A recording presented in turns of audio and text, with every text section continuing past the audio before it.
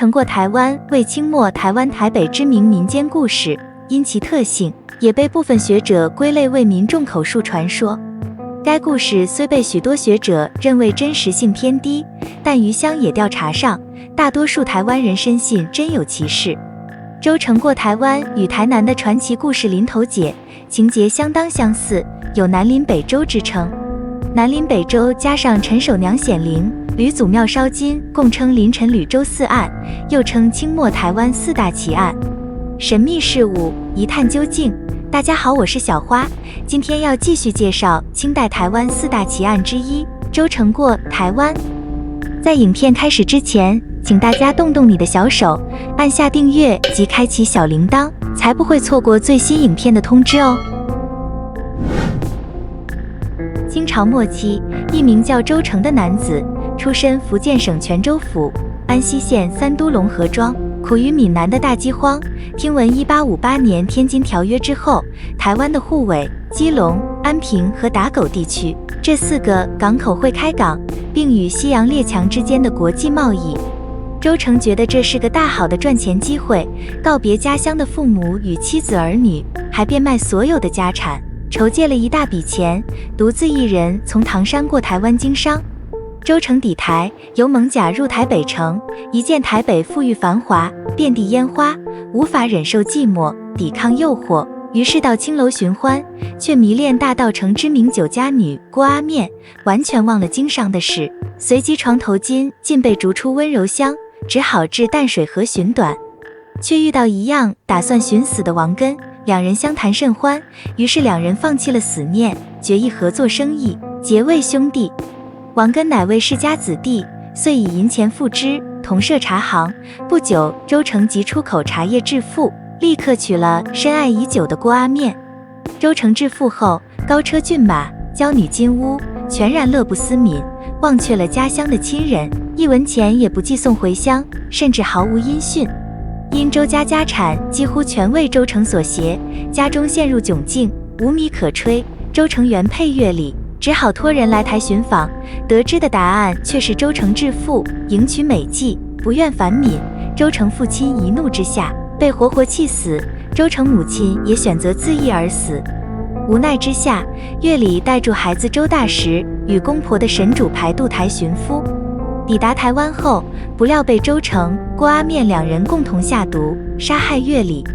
某日，周成被亡妻乐里冤魂附身，心有不甘的他走去厨房，拿起菜刀走去卧房，将睡梦中的郭阿面杀死。他当场肚破肠流，死状相当凄惨。当周成醒来后，因过于害怕加上自责，于是自刎而死。周成死后，结义兄弟王根保管了周成的财产，也作为周大石的义父，将他抚养成人，并仔细教导其经商的技巧。周大石成年之后，义父王根将周家产业还给了他，大石也像他的父亲一样，经营出口香港、南洋的茶叶生意，最后成为了一名富商。台湾沪尾、基隆、安平、打狗4港开港，现今为淡水、基隆、安平和高雄，而大稻埕雅称稻江。到今是台北市大同区西南部的一个传统地域名称，因具有大片晒稻谷的空地而得名。1851年咸丰元年，泉州府同安县人林兰田为躲避海盗洗劫，自基隆迁至大稻埕经商，并开设店铺，开始大稻埕的商业活动。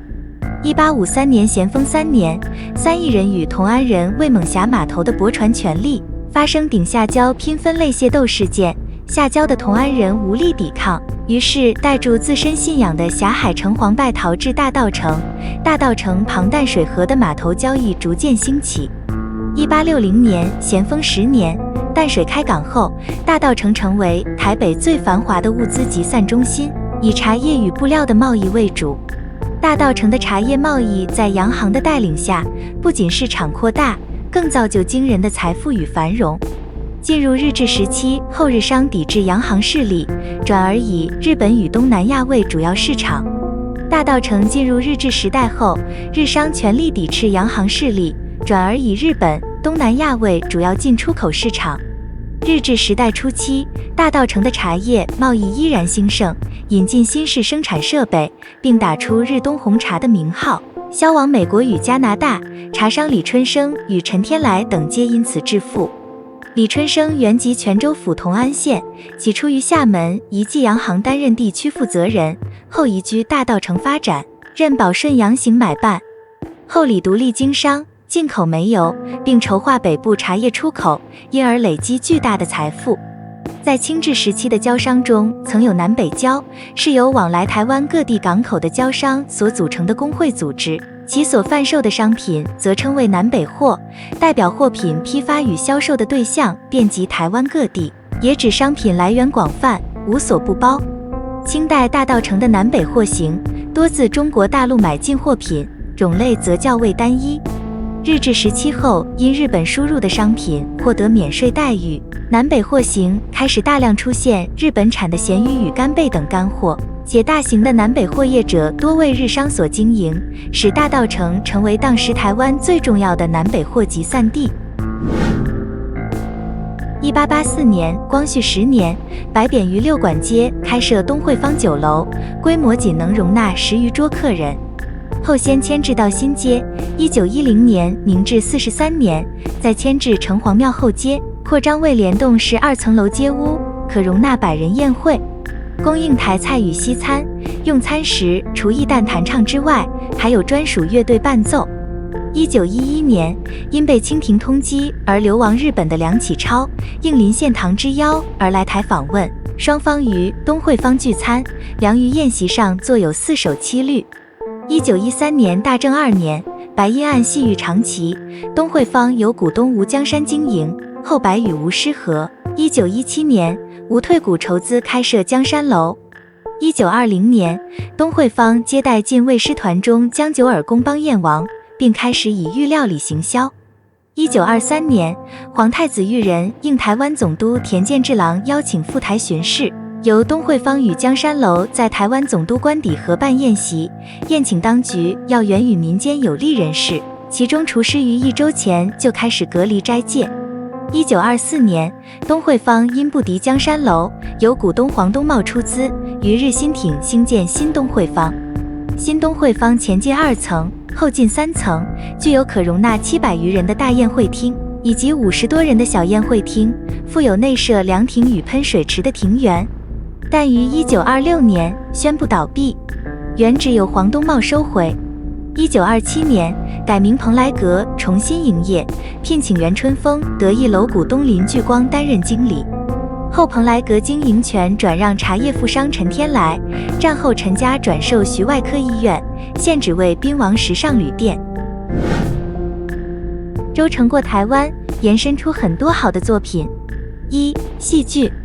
该传说或故事除了承继东亚古典文学中负新汉主题之外，也具特殊台湾地方色彩。由于故事本身有着特殊的边陲文学特性，以各种表现形式于台澎广大流传，其中又以戏剧为最大媒介。2. 说唱。说唱即既说且唱的表演方式，来台发展后又趁歌仔或念歌，表演时通常是1人或2人以弦琴弹唱，唱者并拟男女生来排演故事。而周成过台湾于1910年代亦成为常见说唱故事之一，流传的区以台北的区为主。3. 歌仔戏。1927年，周成过台湾以台北奇案为名，制播为歌仔戏情节，并于戏院公开上演。其戏剧内容为周成得妻帮助成功后杀妻别娶，之后原配亡魂报复，致一家3口均亡情节。另外，该歌仔戏全本亦在1933年被哥伦比亚唱片公司发行成周成过台湾歌仔戏唱片上市。1945年国民政府接收台湾后，政府大力限制台语传统地方戏发展。台湾省行政长官公署并在1947年以管理为由，限制播出戏剧戏目。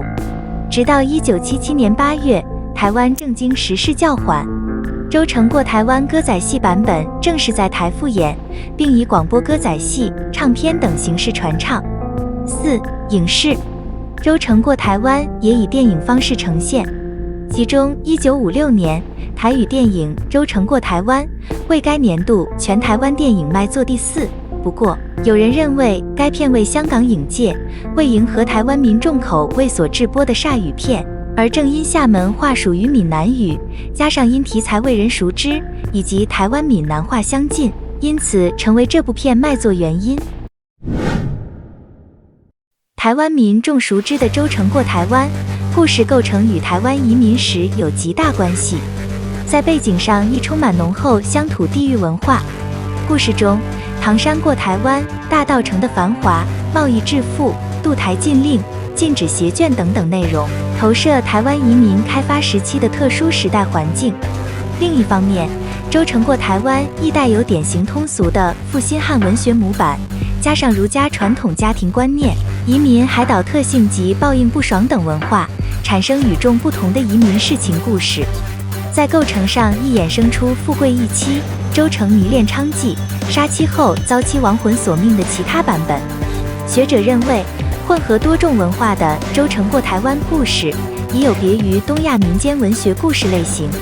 也就是说，周成过台湾此一类传说故事，虽可在东亚古典文学的范围内找到同一类型的故事，但它又极具地方色彩，是属于东亚古典文学在台湾流行的亚型文学。关于清末台湾4大奇案系列也到了尾声，有兴趣的朋友可以点右上角的影片选单去观看哦。